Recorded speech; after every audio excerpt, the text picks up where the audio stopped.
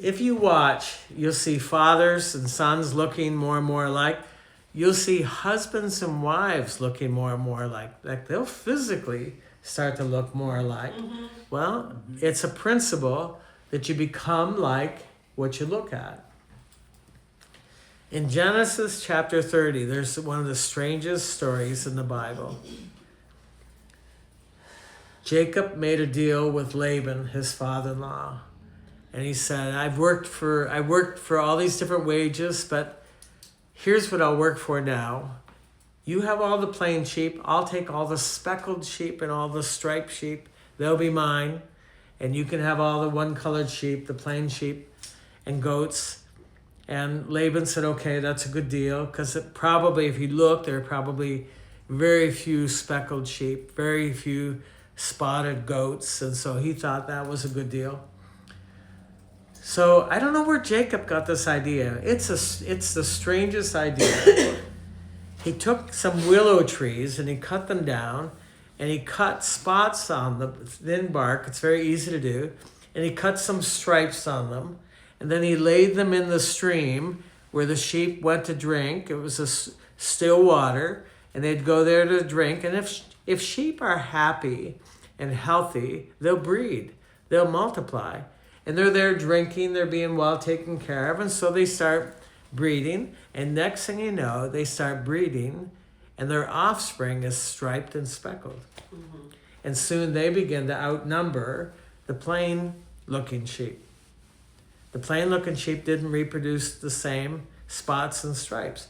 I don't know where he got that idea. I mean, it's a really, if you think about it, it's a very strange idea.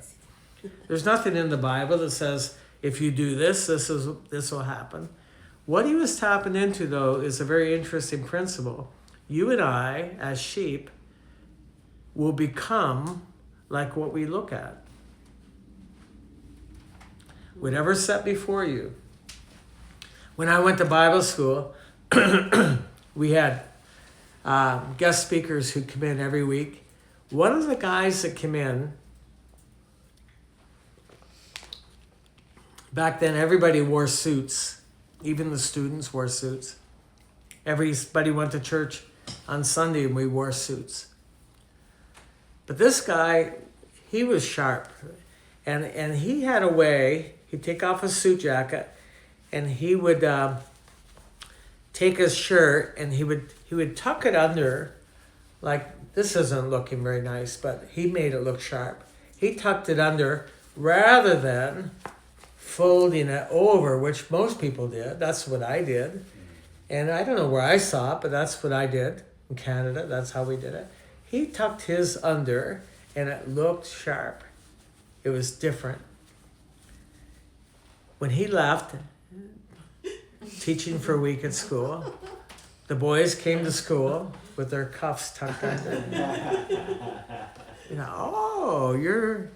You were influenced by him more than just his Bible teaching, even his appearance. Mm-hmm. We become like what we look at.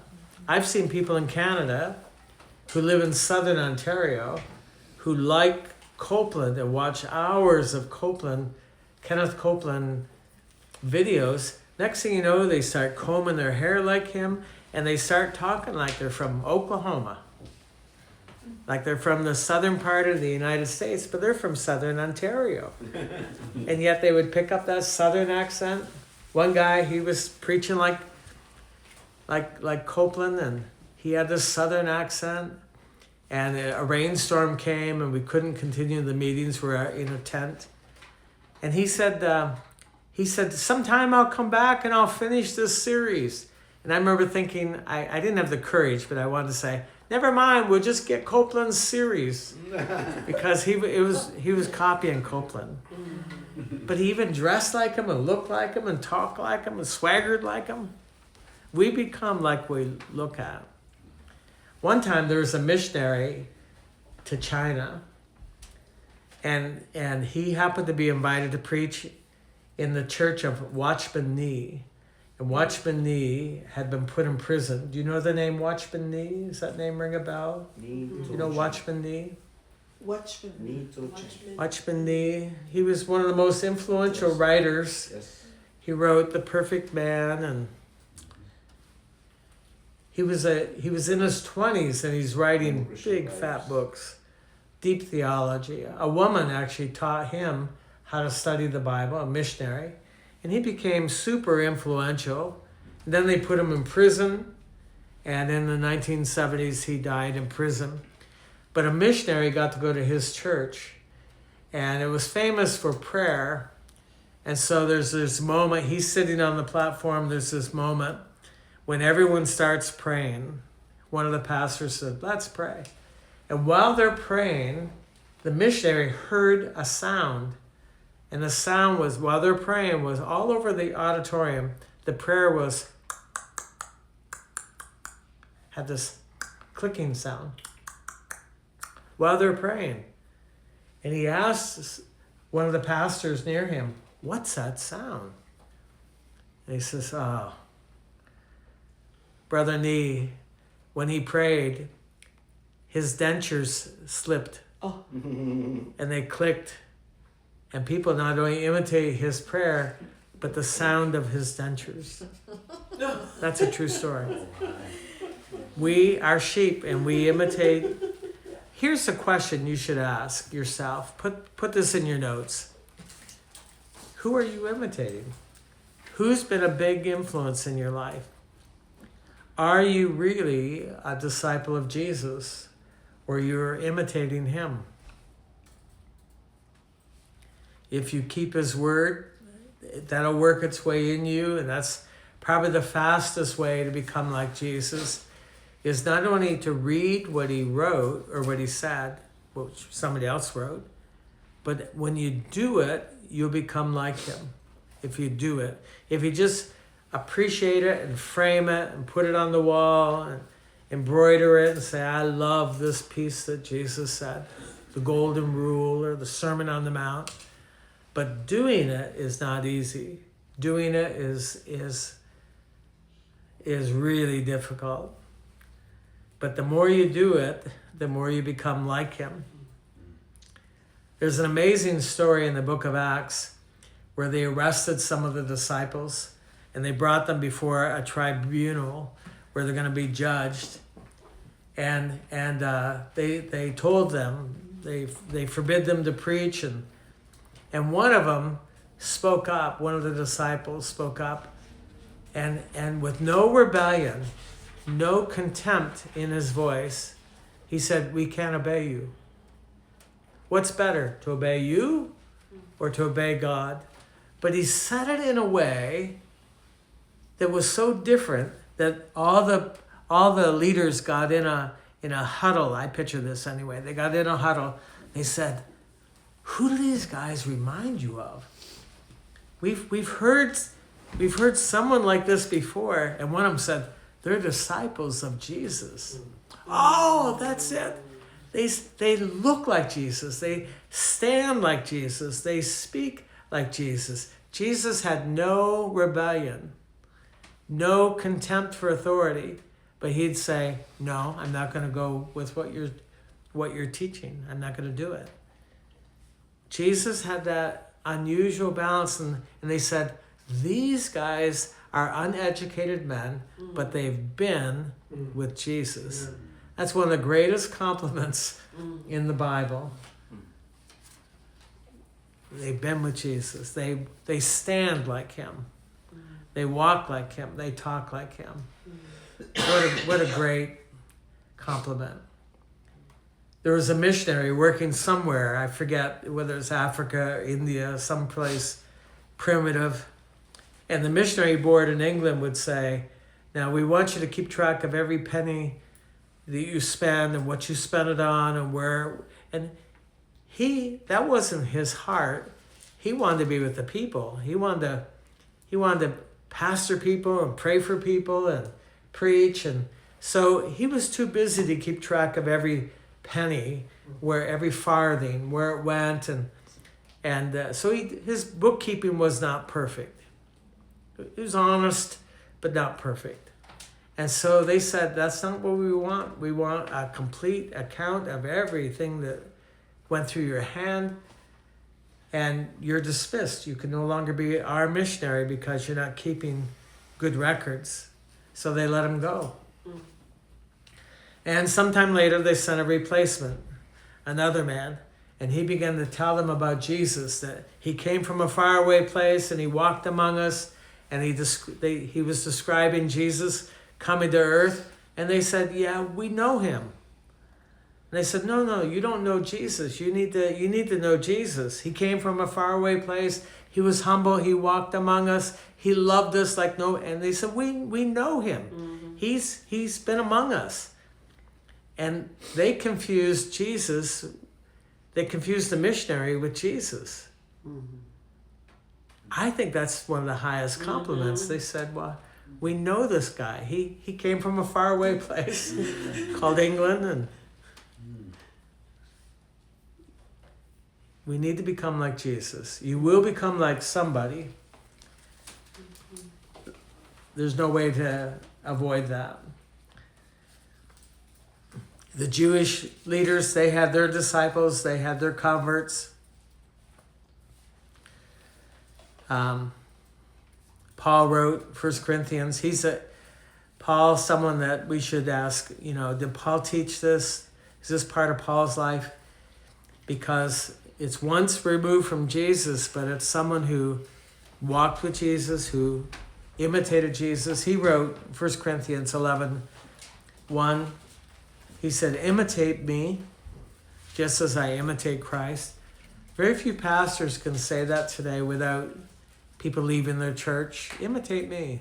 Well, the only thing I could say is, I'm a blessed man, and I have a peaceful life. I have a good life.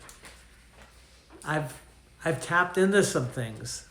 There's some priorities that I have that have made my life a sweet life. There's stuff that you can imitate about me, but it's really hard for anybody today to say that.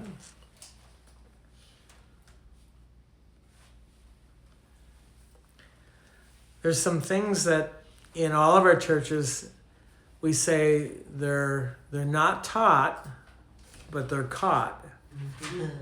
There's something that is not said, but it's implied. And I was part of a network called Zion, not related to the one in Chicago, but another group who felt eventually they became very elite. They felt like they were superior to other Christians. They wouldn't even have fellowship with other Christians. And everyone I liked, I remember I was really growing listening to Jack Hayford, and his level of transparency, his honesty about his weaknesses and his struggles really affected me. But my pastor came and said, you shouldn't buy his books, you shouldn't listen to him anymore, because they had one little issue with him that they didn't like. I kept listening. I felt I was being fed something that I wasn't getting from them. But eventually I left that network because there's an accumulation of things. I couldn't invite people to the meetings. I couldn't recommend them anymore as speakers to other people. Eventually the legalism and the control became so strong, such a strong flavor. And they wouldn't tell you out loud that you can't do certain things, but there became this control that eventually you realized you didn't know what step to take or what was safe, because there was things that were caught that weren't taught. It was implied somehow. You just knew that you were in trouble. I remember I went to a meeting over here about an hour away, a place called Elam, and I was part of Zion, and Elam and Zion were together at one time, and they broke apart and they became separate. But I went to hear, I think it was John Wimber. I went to hear somebody who I wanted to hear, and I was sitting there waiting for the meeting to start. The worship team had drums and had different instruments, guitars, electric guitars, and they're up on the stage and they're practicing, they're getting ready for the meeting. And I was sitting there, and one of the leaders of Elam walked past me. and then came back and stopped and looked at me very closely. He said, "Are you okay?" And I said, "Yes, I'm okay." And he said, "Are you comfortable?" And I said, "Yeah, I'm okay." He said, "Well, okay." And he left. And I remember thinking, what's on my face? What did he see? And I realized I was sitting there thinking, I hope no one from Zion sees me here. Mm-hmm. I hope no one from Zion comes to the meeting because I'll be in trouble with Zion. And that was what was in my heart. It was showing up on my face, but I didn't know it. And I left that meeting and I thought, it must be wrong if you can't go to another Christian meeting. Doesn't matter what it is, that there's something, it's not taught, but it's caught. And that there would be something wrong with me if I enjoyed another style of worship, another style of preaching, or another style of meeting. I drove home and I made up my mind that day, I'm leaving Zion. I can't be part of this anymore because it's controlling. There's an influence there that's wrong. And I began the process of calling them to let them know I'm not staying, I'm leaving. I think it's important, and we'll close with this, I think it's important that you find a group that you go with who's going where you want to go, who are experiencing what you want as values and principles and qualities for your life. Being in the right church does matter. Being with the right group does matter.